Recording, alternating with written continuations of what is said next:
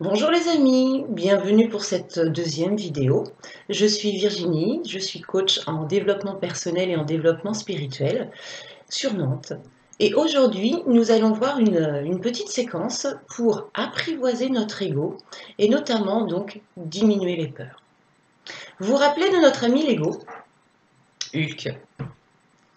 Donc c'est notre système primitif de protection. C'est un système, on l'a vu lors de la première séquence, qui est un petit peu déréglé, qui a compris qu'au travers des peurs, de l'anxiété, de l'inquiétude, il arrivait à nous faire rester dans notre zone de confort. Or, nous, en être de conscience, notre rôle est d'évoluer, d'expérimenter de nouvelles choses. Et lorsqu'on est soumis à la peur, à l'anxiété ou à l'inquiétude, c'est difficile de sortir de cette zone dans laquelle on se sent en sécurité. Notre rôle au travers du travail que l'on fait sur soi-même, c'est de pouvoir le faire évoluer, de transformer ce petit enfant de 4 ans qui a un petit peu peur de tout en protecteur. Nous allons voir au travers de cette vidéo une méthodologie en 5 étapes pour faire évoluer l'ego et surtout pour nous libérer de ce sentiment d'anxiété, de peur, de cette émotion désagréable. Commençons justement un petit récap, un petit préalable sur les émotions. Les émotions ont été découvertes par Paul Ekman au XVIIe siècle. Rappelez-vous, XVIIe siècle, le siècle des Lumières, le siècle de la philosophie française, le siècle où l'homme a voulu se mettre à briller. Lorsque Paul Ekman a parlé des émotions, la tristesse, la peur, le dégoût, le déni, la colère, cela a été perçu plutôt comme notre côté primitif, notre côté animal. Et on comprend bien que ce n'était pas forcément compatible avec les pensées du XVIIe siècle, où on souhaitait plutôt que l'homme soit vu comme un être rayonnant et un être brillant, un être supérieur. Donc les émotions ont été mises de côté, ont été positionnées de faire en sorte qu'elles n'entachent pas la valeur de l'homme. Résultat, aujourd'hui, on a très peu de travail sur les émotions et on ne comprend pas leur rôle. Les émotions sont juste des messages qui nous sont donnés par notre inconscient, par notre âme, pour nous donner des axes de progrès, des axes d'évolution, comprendre et justement avancer, se développer. Sans les émotions, on se prive d'une aide précieuse. Les émotions, aujourd'hui, c'est vrai que quelqu'un qui a peur va être considéré comme quelqu'un de faible. Quelqu'un qui est triste, on va vite le traiter de dépressif. Quelqu'un qui va être en colère, on va lui dire ah, c'est pas quelqu'un de bien. Pourtant, toutes ces émotions sont là pour nous donner des informations et notamment nous demander de passer à l'action. Aujourd'hui, nous allons voir l'émotion de la peur, de l'anxiété, de l'inquiétude, au travers d'une méthodologie en 5 étapes. La première étape, et je vais prendre un petit exemple pour ça, va être de comprendre et d'aller examiner ce qui se passe dans notre mental. L'exemple, on imagine, on est en voiture, et d'un seul coup, sur notre conduite, durant notre trajet, les voyants de notre tableau de bord passent au rouge. Là, on a 2 solutions. Soit effectivement, on serre le volant très fort et on se dit « oui, je continue, j'espère que je vais arriver à destination ». Soit en conscience, je dirais même en intelligence, je vais me positionner sur le bas-côté, descendre de mon véhicule et faire le tour, regarder où est le problème. C'est la première étape de cette méthodologie. Donc en numéro 1, ce que je vous propose, c'est de juste faire une petite pause et d'aller regarder ce qui se passe à l'intérieur de vous. Phase numéro 2, c'est vraiment d'aller écouter et accueillir ce qu'il se passe. Vous allez voir que dès que l'anxiété se montre, on va avoir des pensées circulaires, des pensées qui reviennent, des pensées un peu obsédantes.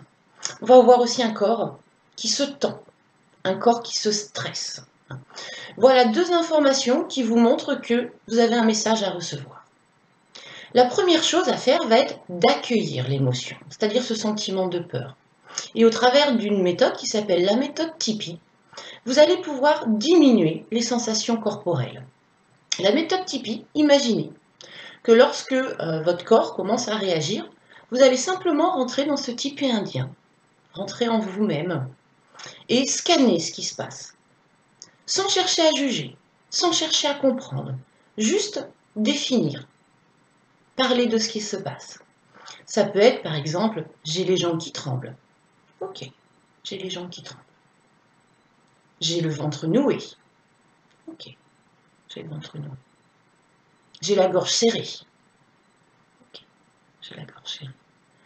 J'ai du mal à respirer, c'est tout tendu. Ok, c'est tout tendu. Simplement, en accueillant sans juger ces émotions, vous êtes simplement en train de dire à votre inconscient, à votre âme, « Hé, j'ai compris le message !» Et comme on a compris le message, il n'aura pas besoin de renvoyer cette émotion plus forte. Parce que tant qu'on n'a pas compris le message, ben ça va être de plus en plus fort.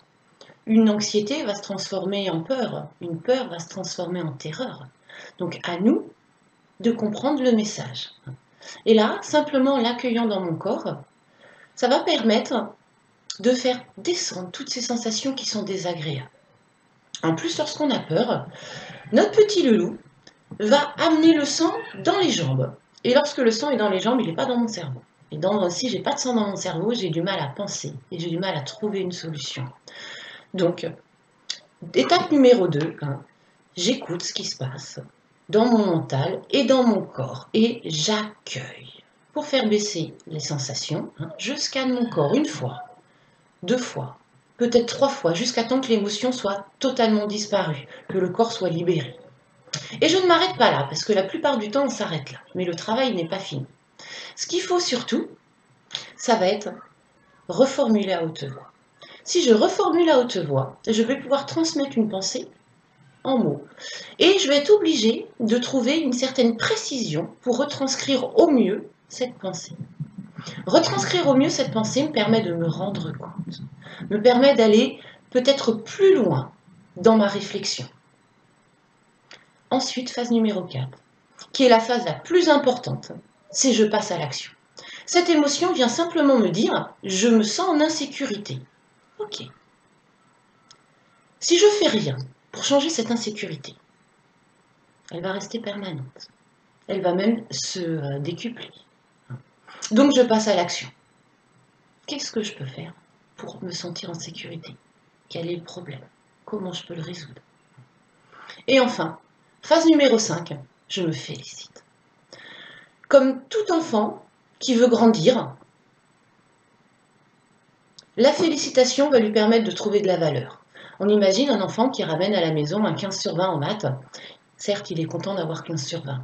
Mais surtout, ce qu'il attend, c'est de pouvoir se nourrir de reconnaissance et de valeur. Et là, on a des parents, effectivement, qui sont fiers de leur enfant, qui le disent. Et cet enfant se nourrit et se gorge de cette valeur qui va développer de l'estime et de la confiance. On va prendre un petit exemple pour que cette méthodologie soit claire et simple pour vous à appliquer. On va imaginer, c'est un petit enfant de 4 ans, je suis sa maman, et on va refaire toutes les phases. Je suis tranquillement chez moi, et d'un seul coup, j'entends pleurer mon enfant. Je me mets en pause. J'essaye d'écouter. Est-ce que c'est des pleurs de terreur? Est-ce qu'il a faim? Est-ce qu'il s'ennuie? Je vais creuser, donc j'ai besoin d'aller le voir et de discuter avec lui. Dis-moi, qu'est-ce qui se passe? J'ai peur. Ah, tu as peur. C'est pas assez pour que je reformule. Donc, je continue, je creuse, je monte sur ce qu'on appelle la deuxième marche. De quoi tu as peur? J'ai peur qu'il y ait un monstre sous mon lit et qu'il me mange. Ah, c'est d'un seul coup beaucoup plus précis. Donc, je peux reformuler à haute voix. Si j'ai bien compris, tu te sens en insécurité. Oui, c'est ça. Ok. Phase numéro 4, je passe à l'action. Alors dites-moi, pour ce petit loulou qui a peur, qu'est-ce que vous faites pour lui? Je vous laisse quelques secondes pour réfléchir.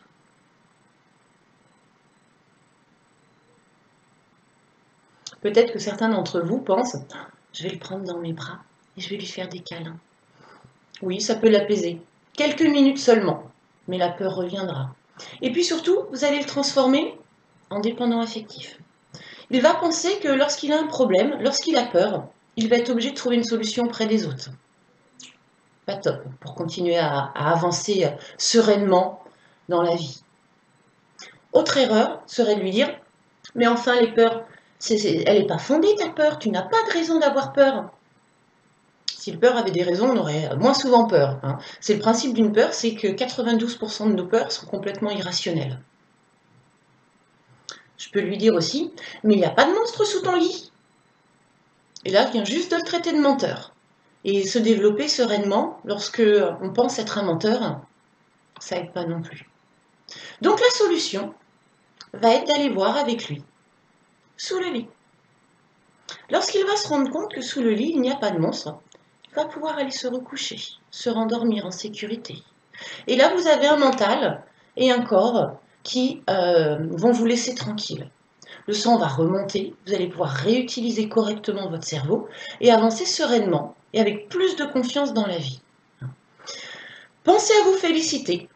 Féliciter va permettre de lui le faire grandir et vous de vous gorger de confiance et d'estime. Bravo à vous, vous avez trouvé, vous savez maintenant identifier le problème et surtout mettre en place des actions pour sortir de ce sentiment d'inquiétude ou ce sentiment de peur. Maintenant que vous avez cette méthodologie, à vous de la mettre en place, notamment en prenant conscience qu'il y a toujours deux solutions de faire les choses. Ces deux solutions forment deux identités différentes. La première identité, quelqu'un qui est en conscience, quelqu'un qui se pose des questions, quelqu'un qui va aller en progressant, c'est souvent les gagnants, c'est souvent les leaders. Et puis ceux qui ne voient pas, ceux qui combattent, ceux qui essayent d'avancer, alors certes avec beaucoup de courage, hein, mais c'est tellement plus facile quand on comprend comment fonctionnent ces messages, que ce sont des messages positifs qui nous aident juste à progresser. Donc faites partie des personnes conscientes, faites partie des personnes qui se posent des questions et surtout qui trouvent des réponses en passant à l'action. Voilà. Je vous ferai un petit récapitulatif de cette vidéo à la fin, au travers d'une petite image, une slide. Je vous laisserai mes coordonnées aussi. Si vous êtes sur Nantes et que vous avez envie qu'on se rencontre pour développer votre puissance, pour gérer aussi peut-être quelques kilos que vous avez en trop, ou pour vous aider à mieux vous positionner dans une relation amoureuse, ben, n'hésitez pas. Et puis on se retrouve très prochainement pour une prochaine vidéo qui va être comment mieux comprendre, capter et recevoir les messages de votre âme, votre inconscient, puisque ce méga ordinateur a toutes les réponses et vous aidera toujours à être sur le bon chemin.